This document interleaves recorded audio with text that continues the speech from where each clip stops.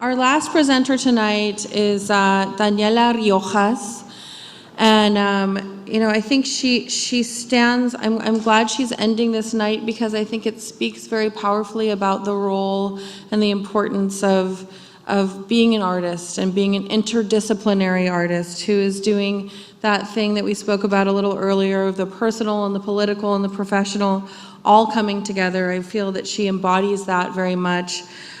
She's a performance artist, a photographer. She works in video installation. She's a musician. Her work deals with issues concerning identity and ingenuity and ritual and decolonization and rediscovery. And I think one of the most powerful things that she's done in very recent history is be at Standing Rock and is coming to speak to us about that experience. She has a media business, Zaza Productions. She works in her studio in the Lone Star Art District, which is increasingly becoming such a great interdisciplinary hotbed of San Antonio culture. So I would welcome her up here. I can't wait to hear what she has to say to us. Thank you, Daniela.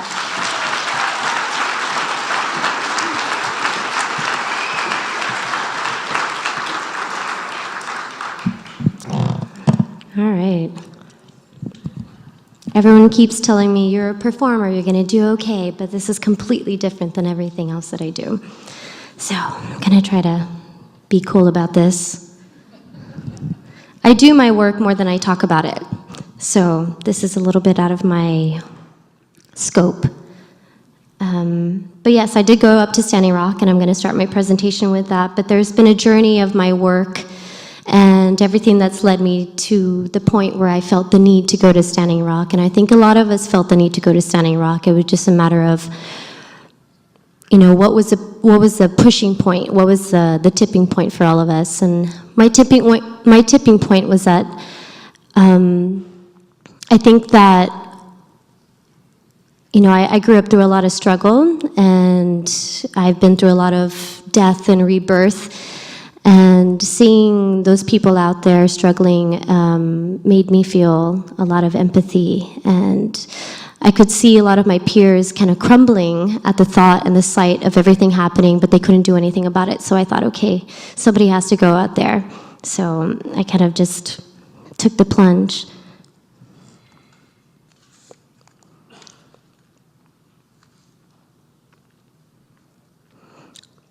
So this is a photo that I took at Standing Rock, and this was in early December whenever the veterans got there.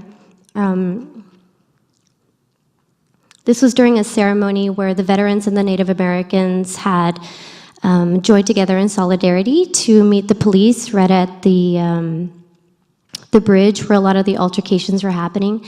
And I think what I learned at Standing Rock was the enormity of human unification that's possible in our day and age.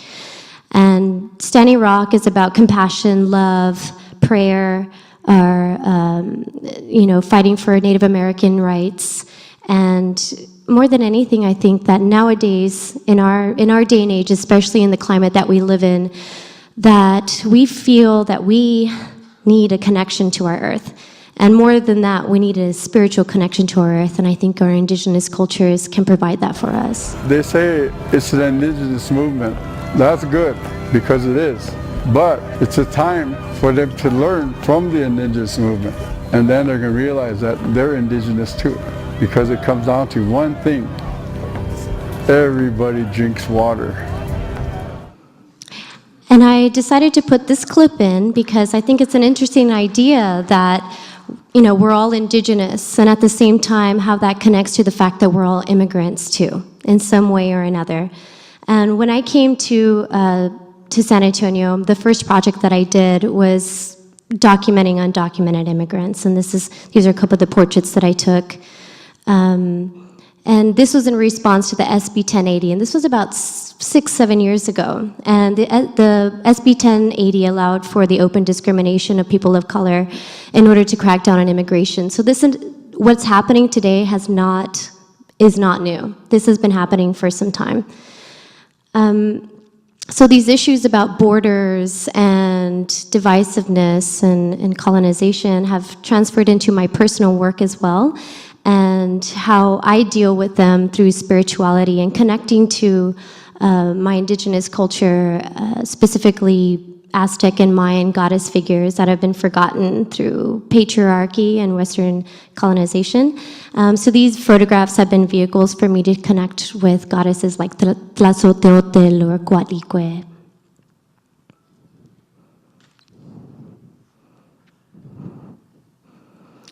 This is a performance that I did. You can see above me there's a cactus that's been chained up above my head.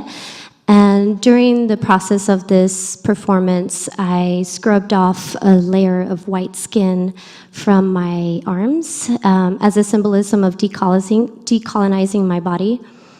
And what I didn't expect that happened was that I scraped off an entire layer of my arms. And I think as much as I did not enjoy the fact that I was in a lot of pain and that these scars stayed in my body for about a year, I think it added another layer of symbolism, which meant that it's a very painful process for us to regain another sense of identity outside of colonization.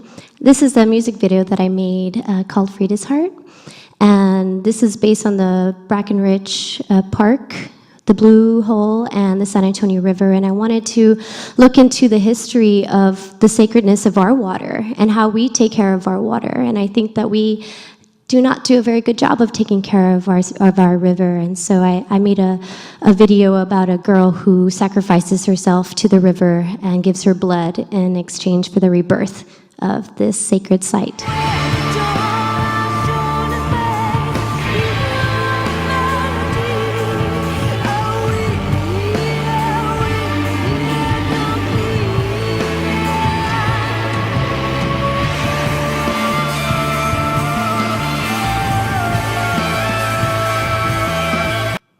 So I grew up in a Christian home, and my dad was a preacher, and so the image of Jesus was just so ingrained in my brain. And this way, it's like he sacrificed himself. You know, he gave his body, he gave his blood, he gave everything for the rebirth of mankind. And so that video is my twist on how a girl can give her body and her blood for the rebirth of, not mankind exactly, but for the rebirth of nature, which I think we need to pay a lot more attention to. So this is a performance installation that I did. I did a journey into New Mexico where a lot of the landscapes were speaking through me. And there was this crone character that it kept coming up in my head, and she was telling me, like, look at this landscape, look how we've treated it so badly. And it made me realize that a lot of our ancestors are living within us. They're speaking through us. They're in the past, but they can be in the present if we listen to it. And they can influence the future if we choose to adopt their ideologies. And so I began this series of performance installations where I am not just a self-portrait on the wall, not a photograph, but I'm a living image for people to experience in real time. And I embody these different characters, which can represent hope, freedom. They call attention to our environment. And the way that we can find and rekindle our spirituality and our spiritual connection to the environment. Because I think at the end of the day, and the presentations here were so great, but I think nature, in the end, is what's going to connect us as human beings and humankind. It's happening everywhere. Back in Texas, back in California, back in Florida, down in the Amazon. It's happening everywhere. And we need to have camps like Standing Rock everywhere. The people have to unite as one. Right there is the key, the unity. It don't matter how much you know, it's how much you do and what you do. So yeah, that was a little clip from the short documentary that we made at Standing Rock. I know my time's up, but everybody talked about so many different things: culture, volunteerism, entertainment, all that stuff. And I'm so blessed to be here tonight. And I feel that underlying everything, something that can help us to get past all the, the difficult things that we're encountering nowadays is a change of consciousness. and for us to open up our hearts and our spirits and re-engage in the world in a different way so that we can get past the border mentality and find the spiritual connections that exist in our everyday lives. It's just a matter of accessing them and practicing that and being kind to each other and compassionate and practicing love. So thank you.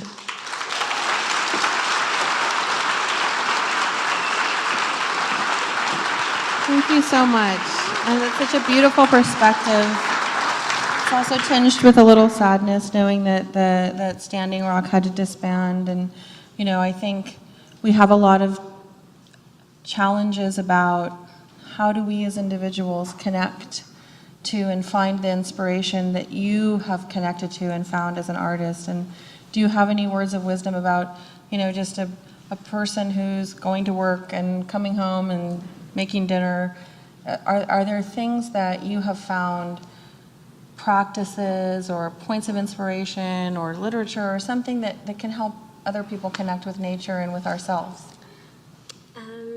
Well, I guess I'm very guilty of getting way too busy and it's bad for my health. So I get very, sidetracked and pigeonholed into all the things that I need to do. So my spiritual practice definitely goes in and out. But I remember this one time that I focused on a glass of water and I prayed into it, and I felt so very grateful for the fact that this glass of clean water was in my hands.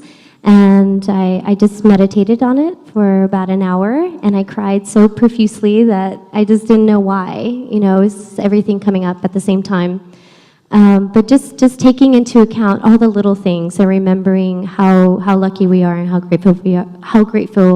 lucky we are, and being grateful about it does a lot. And it definitely eliminates a lot of the violence that we commit towards each other, which is sometimes a lot of the ways that we become divided is through a sense of lacking. Like I don't have enough. Mm-hmm. I don't have enough time. I don't have enough money. Why does that person have what I don't have? But you can't be jealous or angry and grateful at the same time. So practicing gratitude, I think, is probably the best thing to tackle all this negativity that we're facing right now. That's so beautiful, Danielle. Thank you so much. It's really more instructive than Thank you. Thank you so much. Well, this is really an amazing night. I feel like I learned so much. I hope that you all feel the same way. I want to thank everybody who participated in organizing this, and I hope that we will take what we learned tonight and actually do things from it. So please, let's go forth and celebrate this moment of community. Thank you very much.